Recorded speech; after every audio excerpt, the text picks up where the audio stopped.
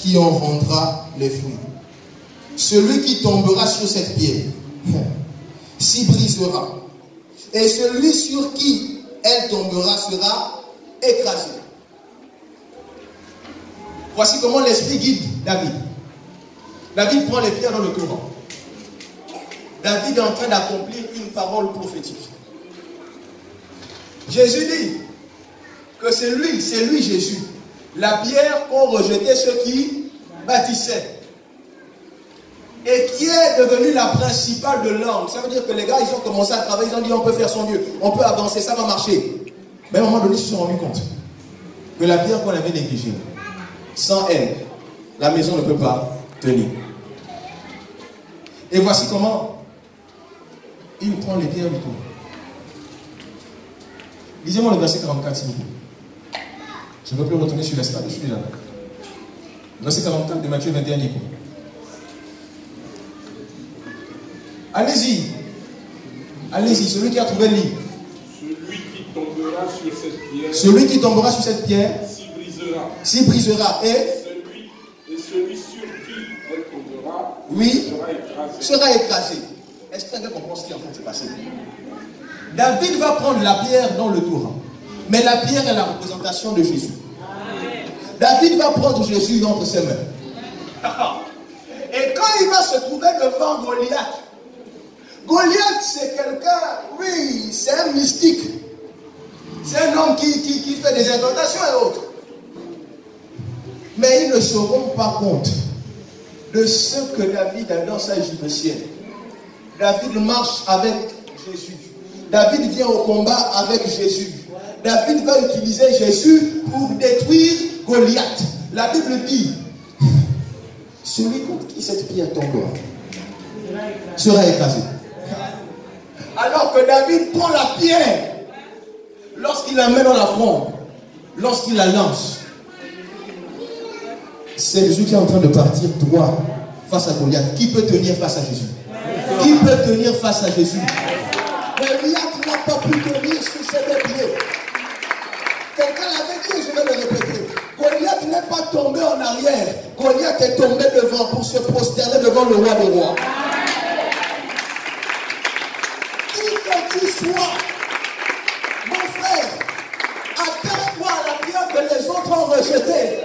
Saül a rejeté l'esprit. Saül a voulu faire comme il voulait. Mais après qu'il ait rejeté le Seigneur, qu'il soit éloigné de Dieu, il pensait qu'il pouvait encore remporter des combats. Mais il ne savait pas que sans Dieu, on ne peut rien faire. Jésus l'a dit, sans moi, vous ne pouvez rien faire. Et j'aime souvent remercier le verset pour dire que si sans Dieu, on ne peut rien faire. Ça veut dire qu'avec Dieu, on peut tout faire. Quelle que soit la situation dans laquelle tu es, si tu as Jésus dans ta gibecienne, le géant va s'écouler. Il s'agit de la pierre que ceux qui bâtissaient ont rejeté. Que ceux qui combattent ont rejeté. Mais toi, tu refuses de bâtir sans cette pierre. Parce que Jésus considère cette pierre comme étant le roc. My God. Le roc qui est indestructible. Le roc qui est indestructible. Voici comment Goliath tombe. Goliath se posterne devant David.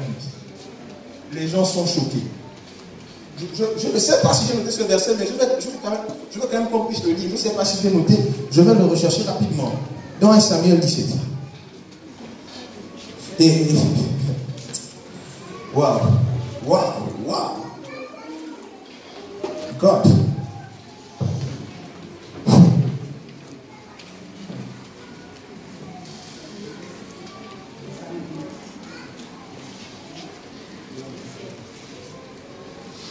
Samuel 17, verset 54. David prit la tête du Philistin. Il la porta à Jérusalem. Et il mit dans sa tente les armes du Philistin. Lorsque Saül avait vu David, donc là c'est pendant le combat, lorsque Saül avait vu David marcher à la rencontre du Philistin, il avait dit à Abner, chef de l'armée, de qui ce jeune homme est-il fils? Abner. Abner répondit, aussi vrai que ton âme est vivante, ô roi, je l'ignore. Saül était choqué. Comment quelqu'un va prendre des pierres pour aller affronter un géant? Et ce qui est choquant, c'est que la Bible dit, allez-y lire l'histoire, pendant qu'ils sont en train d'aller au combat, en fait, la Bible dit que Goliath est en train d'avancer. Mais David est en train de courir. My God. Ça veut dire que David est trop conscient de ce qu'il est en train de faire. David sait en qui il a cru. David sait de qui il est sorti. David sait de qui il est le fils. Lorsque Saül regarde ça, Saül dit, my God, c'est pas possible. En fait, lorsque Saül demandait à Abner, le gars là, c'est l'enfant de qui? Il ne parlait pas seulement du père, du sang. Il est en train de parler des esprits. Parce qu'il est en train de se dire que même le Dieu que j'ai servi, j'ai l'impression que ce Dieu-là, non, c'est pas possible que ce Dieu-là puisse pousser quelqu'un à commettre un tel crime. Cet enfant est en train d'aller au suicide. Mais Saül n'avait pas connu Dieu dans cette dimension. Saül était choqué. C'était la preuve que David connaissait Dieu. Vous savez, quelqu'un qui connaît Dieu, ça ne se mesure pas au niveau des paroles qu'il déclare sur les passages qu'il connaît. Mais cela se lit dans son comportement dans la société. Face au problème qu'il a. Quand quelqu'un connaît Dieu, ça se voit. Ça se voit. Les décisions qu'il prend, on se dit, le gars là, c'est un fou. On va se demander, il est attaché à qui? Il a pris comme soutien derrière, il n'a personne. Je vais te dire que tu ne vois rien parce que celui qui est derrière moi, il est devant moi et il est invisible. Amen. À tes genoux, je sais qu'il est là. Amen. David est en train de courir. Pendant que David court, ça lui dit mal. Cet enfant-là, je ne sais pas. C'est le fils de qui? Ça, c'est l'enfant de qui? Il y a des gens, quand ils vont te voir face au problème que tu affrontes, ils vont dire, lui là, c'est l'enfant de qui? Il sort d'où? Un tenace. Comment devant le géant? Il va courir pour l'affronter. Avec des pieds. C'est que David a perdu la raison. Mais David sait qu'il n'a pas pris n'importe quel pied. David n'a pas ramassé les pierres au bord du chemin. David est parti dans les profondeurs de la révélation, inspiré par l'Esprit. Il a pris la pierre qu'il fallait et il l'a lancée. Jésus s'est chargé de tout.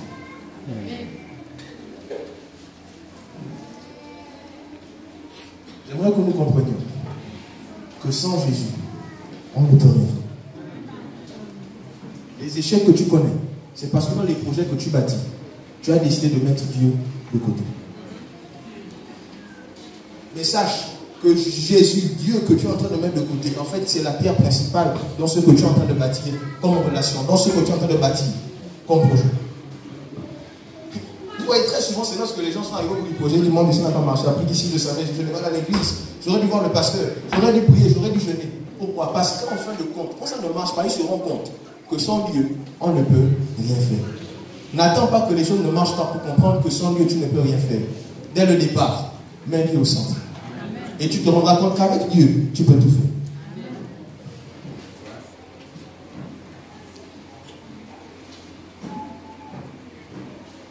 Vous savez, derrière chaque géant se cache une bénédiction de géant. Derrière chaque géant se cache une bénédiction de géant. Lorsque le géant va tomber devant toi, toi tu auras accès à la bénédiction de géant. Tant que tu vas refuser d'affronter les géants, tu auras ce que tout le monde peut avoir. Mais lorsque tu acceptes d'aller affronter le géant, tu auras accès à la bénédiction de géant. C'est lorsque Goliath est tombé que l'histoire de David a commencé. Il y a des Goliaths qui doivent tomber pour que tu obtiennes ce qui est caché derrière Goliath. Tu peux avoir des caractéristiques de corps assez bizarres. Mais mon frère, si Goliath est tombé, ceux qui étaient derrière Goliath t'appartiennent. Saül n'était plus roi. Le peuple, les femmes sont jusqu'à chanter et dire que Saül a tué combien? C'est 1000. David a tué combien? C'est 10 000. Dès cet instant-là, Saül n'était plus roi. Ça veut dire que pour le peuple, si Saül disparaissait, ils étaient tranquilles. Parce que David était là. Quelques vérités à noter. Quand Dieu te bénit, le nombre de tes adversaires augmente considérablement. Qui veut la bénédiction? Levez la main. Ceux qui veulent être bénis, levez la main. Ah, bah, Papa Louis, maman, à chaque fois. Qui veut la bénédiction? D'accord, je veux t'informer ce matin que si Dieu te bénit, même pas si, quand Dieu va te bénir, tu dois être prêt psychologiquement. Tu devras, si tu ne savais pas courir, tu vas apprendre à courir. Parce que c'est lorsque David a été béni. Avant que David ne soit béni, si on peut les amis de David, c'était ses frères peut-être dans la maison. Mais lorsque David a terrassé Goliath, il a eu accès à la bénédiction de Jéhovah. Mais il était maintenant face à qui? Saül. Lorsque Dieu te bénit, le nombre de tes adversaires va augmenter. Et ce que je veux te dire, c'est que les adversaires qui seront face à toi ne seront pas à ta taille, ils seront supérieurs à toi. Et pour les vaincre, tu as besoin de Dieu. Quand Dieu te bénit, tu dois augmenter tes temps de prière. Tu ne peux plus prier de la même manière. Parce que les adversaires que tu avais hier ne sont plus ceux que tu as aujourd'hui. Et si tes temps de prière ont réussi à maîtriser les adversaires d'hier, ces temps de prière ne seront pas suffisants face aux adversaires que tu as devant toi désormais. C'est ce que nous les chrétiens parfois ne comprenons pas. Nous pensons que la bénédiction c'est juste le bonheur. Non. C'est aussi un manque de sommeil désormais.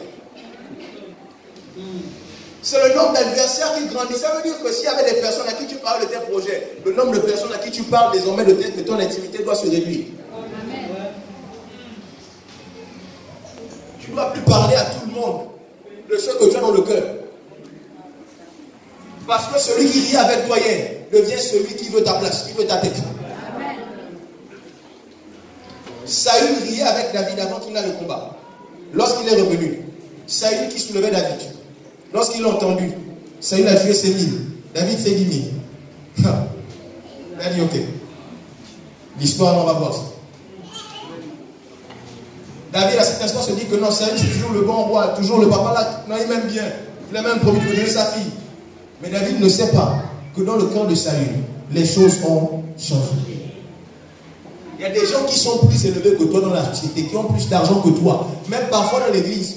Je suis désolé de constater ça. Des gens qui ont des responsabilités plus élevées que toi. Mais quand ils voient ton ascension, quand ils voient les bénédictions que Dieu te donne, ils sentent que là, tu risques d'arriver à son niveau. Et eux, ils ne veulent pas ça. Ils aiment de le dépasser. Et ceci ne veut pas ça. Et il va tout faire pour t'arrêter. Saül allait jusqu'à dire à son fils Jonathan que David est digne de mort. David est digne de mort. Quelle était la faute de David? Le simple fait qu'il est vaincu de David. Alors que Caïn et Abel, son frère, depuis toujours, ils jouent ensemble. Lorsque Dieu approuve le sacrifice d'Abel, Abel ne se rend pas compte que le cœur de Caïn n'est plus le même. Abel avait comme allié Caïn. Mais désormais, l'allié d'Abel n'était plus Caïn. Caïn était devenu son ennemi. Les alliés d'aujourd'hui deviendront tes ennemis de demain parce que Dieu t'a béni. Ça, il faut le comprendre. Amen. Ne t'étonne pas. Oh, maintenant, tel a dit ça sur moi. Qu'est-ce que je lui ai fait? Non, c'est pas qu'est-ce que tu lui as fait. La bénédiction que Dieu t'a donnée le dérange. Amen. Il croit que tu ne mérites pas ça. Amen. Mais ce que ces gens-là ne savent pas, ils ne savent pas combien de fois tu as jeûné. Ils ne savent pas combien de fois tu as prié pour avoir ce que Dieu t'a donné. Et ils se prennent pour lui pour venir dire que tu ne mérites pas ce que Dieu t'a donné. Est-ce que c'était là dans les secrets pendant que tu pleurais, pendant que tu suppliais la grâce de Dieu? Maintenant que Dieu t'a béni, ces personnes sont pour dire que tu ne mérites pas ce que Dieu t'a béni. Cette personne sont pour te calomnier. Frère, s'il y a quelqu'un avec qui tu souriais hier, dès que Dieu te bénit, assieds-toi, commence à analyser dans ton entourage. Il y a plus d'une personne qui veut t'arrêter.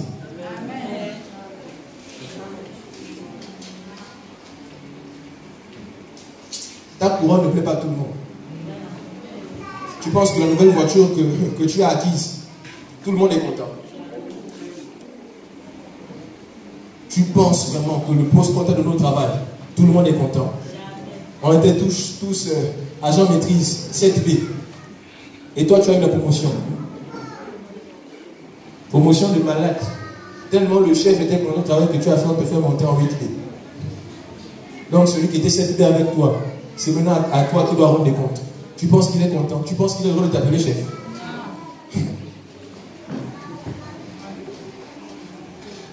Une deuxième vérité. Plus Dieu va t'élever, et plus le diable va faire de toi sa priorité. Plus Dieu te lève, et plus le diable te considère comme un ennemi à abattre. Ça veut dire que si tu étais le numéro 5 sur la liste de Satan, tu montes en promotion. Tu deviens soit le numéro 3, soit le numéro 2. Satan veut te détruire. Écoutez, ce qui fait en sorte que nous soyons au-dessus du diable, c'est lorsque Dieu est avec nous. Mais Satan, c'est un gars fort. Il ne faut pas qu'on blague avec lui.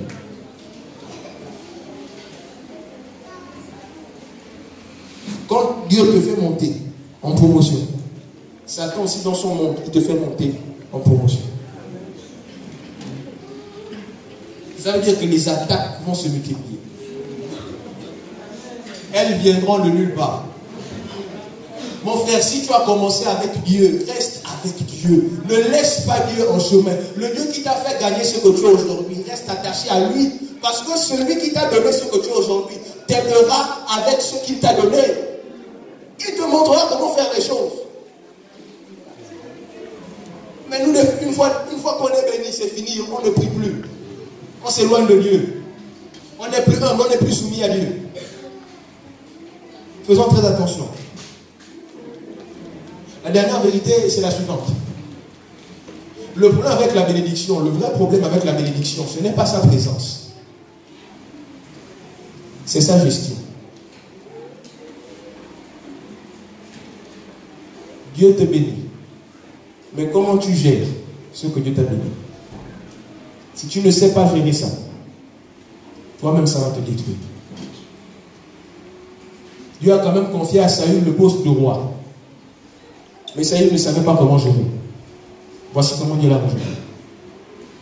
Si ça arrive à Saül, ça peut t'arriver.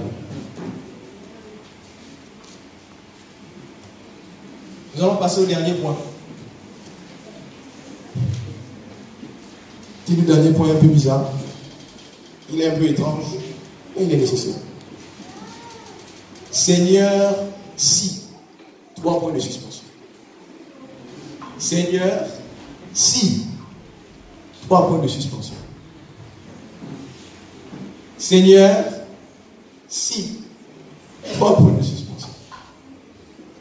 2 Chroniques 4, verset 9. Ce sont les 2 derniers passages que nous allons lire.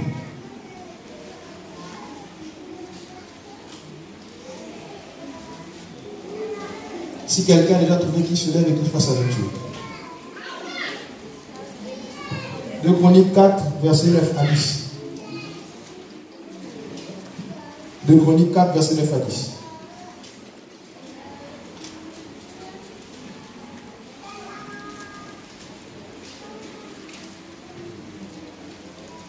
De Chroniques 4, verset 9 à 10. S'il vous plaît, celui qui a trouvé, lit, s'il vous plaît. 2 Chroniques 4, verset 9 à 10. Il fit le parvis des sacrificateurs et le grand parvis avec ses portes. Excusez-moi, c'est pas 2 Chroniques. C'est un Chronique. Là, on parle de Jaïbeth. C'est un de Chroniques.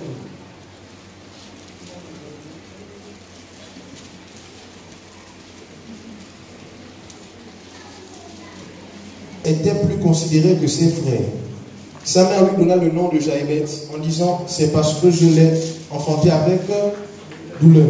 Verset 10, Jaïbeth invoqua le Dieu d'Israël en disant, si tu me bénis et que tu étendes mes limites, si ta main est avec moi et si tu me préserves du malheur, en sorte que je ne sois pas dans la souffrance. Et Dieu accorda ce qu'il avait demandé. On termine encore avec 1 Samuel. 1 Samuel 1.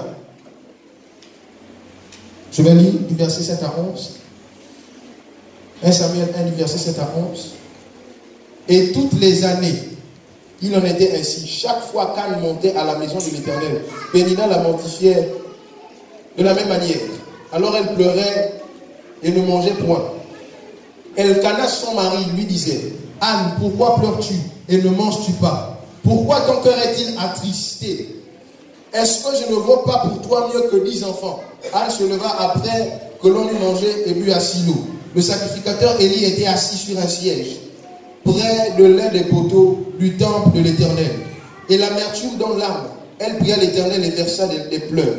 Elle fit un vœu en disant, Éternel des armées, si tu daignes regarder l'affliction de ta servante, si tu te souviens de moi et n'oublie point ta servante, si tu donnes à ta servante un enfant mâle, je le consacrerai à l'Éternel pour tous les jours de sa vie, et le rasoir ne passera point sur sa tête. Le verset 20 dit ceci.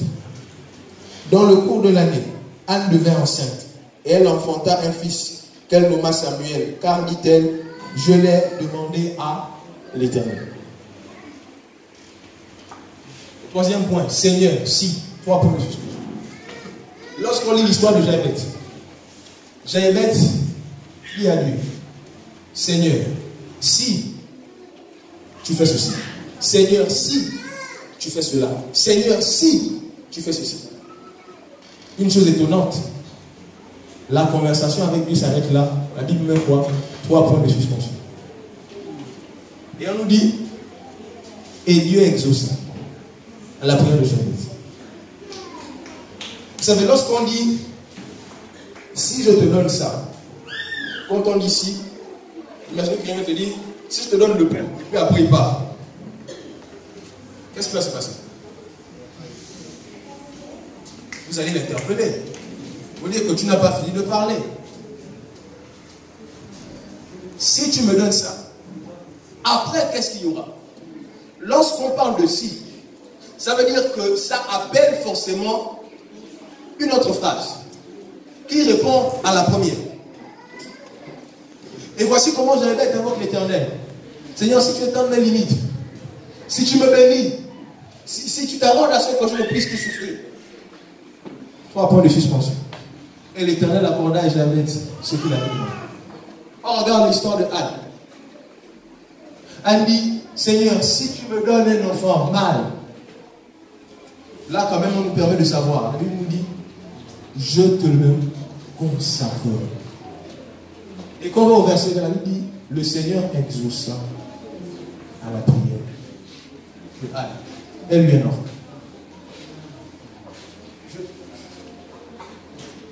Je suis resté bouleversé par ce point. Parce que ça a répondu à mes questions. Il y a des réponses qu'on n'a pas oubliées. Les gens viennent à l'église, on jeûne, on prie, on lit la Bible, mais il n'y a rien à faire. Et quand j'ai vécu ça, quelqu'un a déjà vécu ça? Oui ou non? Oui. Allez plus fort. Oui. Voilà. C'est-à-dire que là, on est ensemble. Tu pries, tu pries, tu pries. Covid.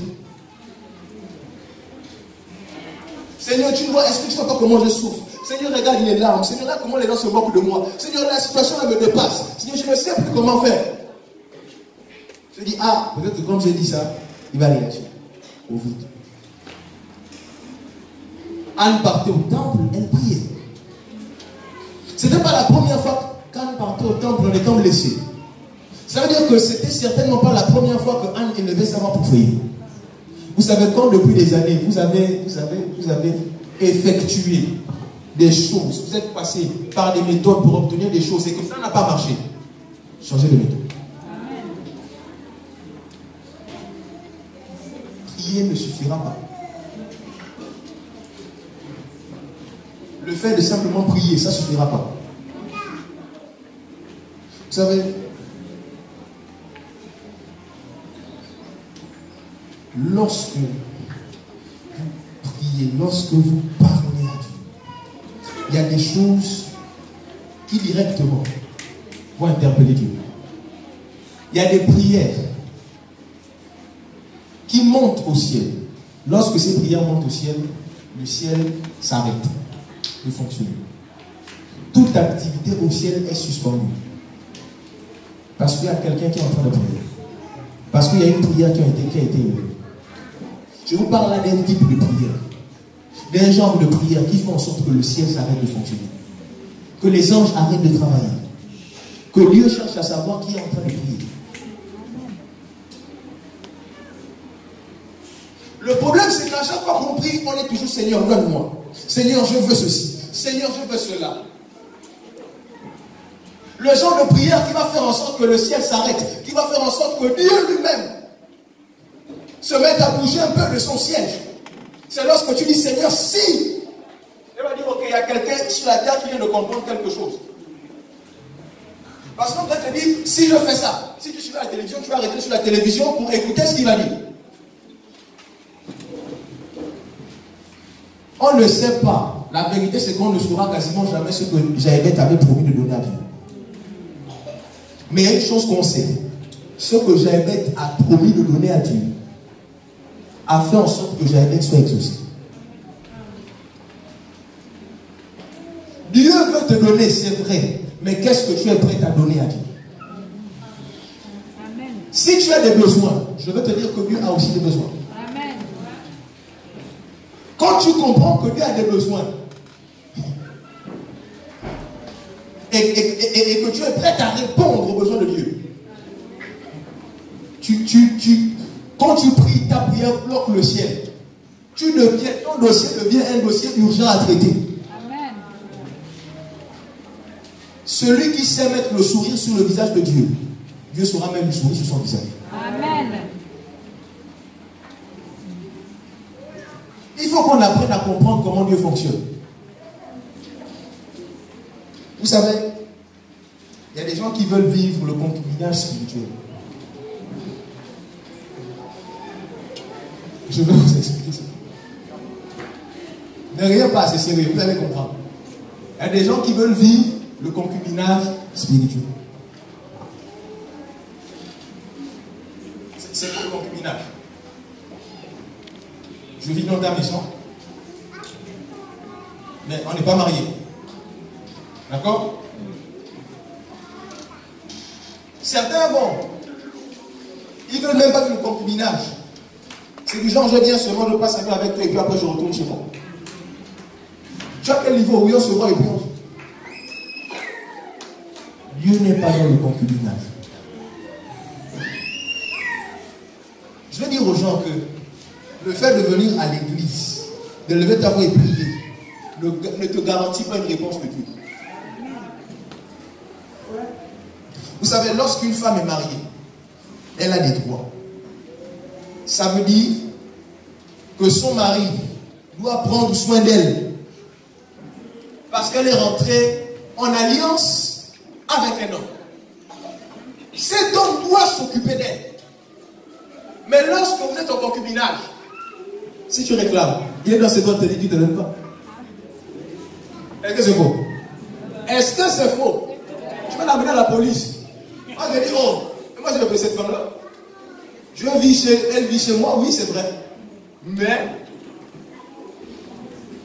aucune obligation. Et je vais dire à quelqu'un, je vais sauver quelqu'un peut-être ce matin.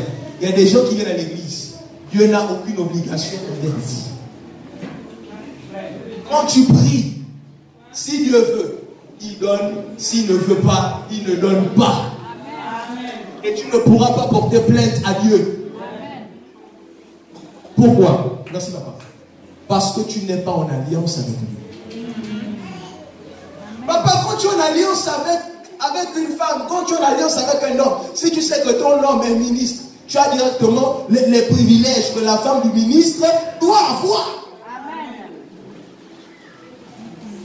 Notre problème, c'est parce qu'on ne veut pas s'engager avec Dieu. Le mariage, c'est le fait de s'engager.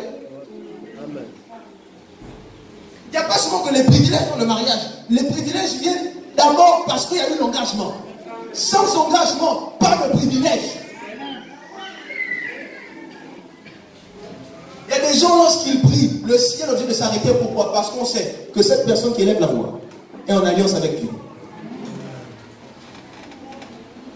Si tu n'as pas d'alliance, Dieu n'a aucune obligation envers toi.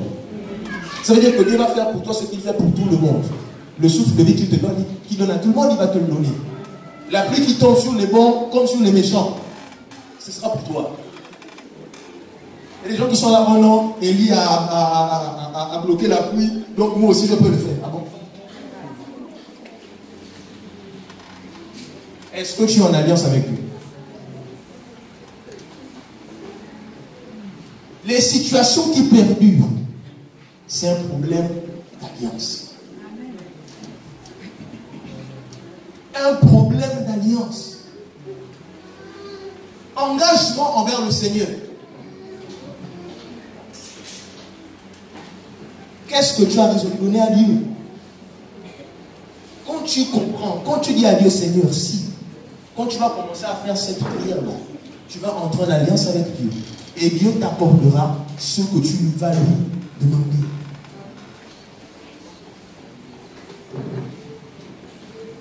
Arrête de prier. Seigneur, donne-moi. Seigneur, donne-moi. Seigneur, donne-moi. Dans ce genre de prière, Dieu peut donner, Dieu peut ne pas donner. Il n'est pas obligé de le faire. Mais si tu veux prier Dieu, commence par Seigneur, si. Seigneur, si. Seigneur, si. Tu me donnes ça. Voici ce que je vais faire. Voici ce que je vais faire. Le thème de l'année, c'est brise tes limites. Derrière ce brise tes limites, il y a entre en alliance avec Dieu. Si tu n'entres pas en alliance avec Dieu, les limites vont demeurer. La Bible dit, c'est Dieu qui dit de lui-même, je suis le Dieu d'Abraham, d'Isaac et de Jacob. Pourquoi?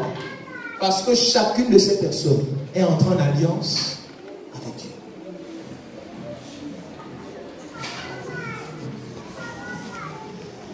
Accepte d'entrer en alliance avec Dieu.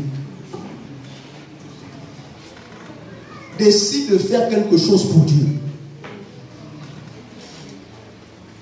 Ta vie ne sera plus jamais la même. C'est vrai que ce n'est pas facile. Mais c'est la seule voie.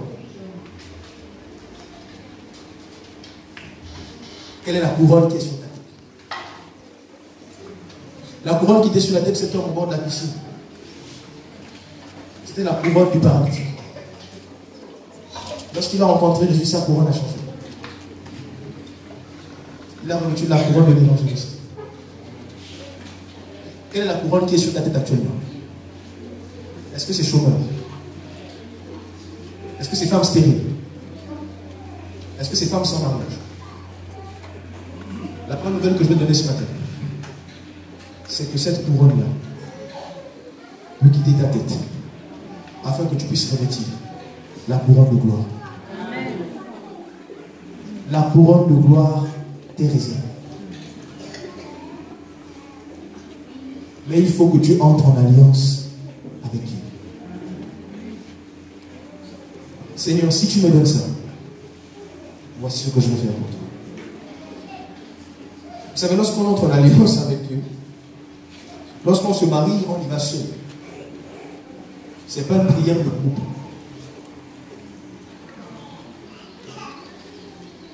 Et si tu es décidé, nous rentrons dans la semaine de rallye. Si tu es vraiment décidé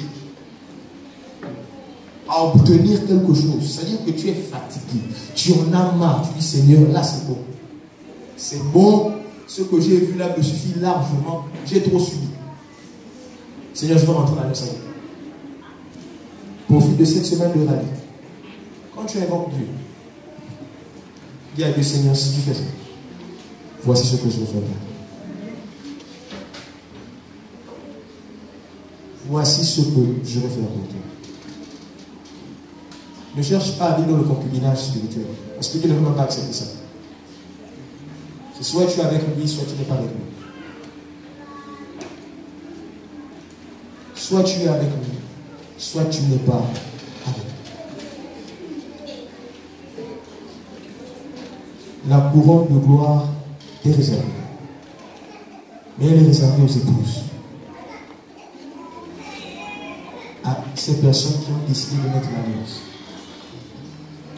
Ce sont les lois invisibles, les principes que Dieu ne peut pas contourner. Celui qui décide d'entrer en alliance avec Dieu va bénéficier des bienfaits de l'alliance. Des lois invisibles. Vous savez, avant je ne connaissais pas ça. Et je pouvais dire, Seigneur, depuis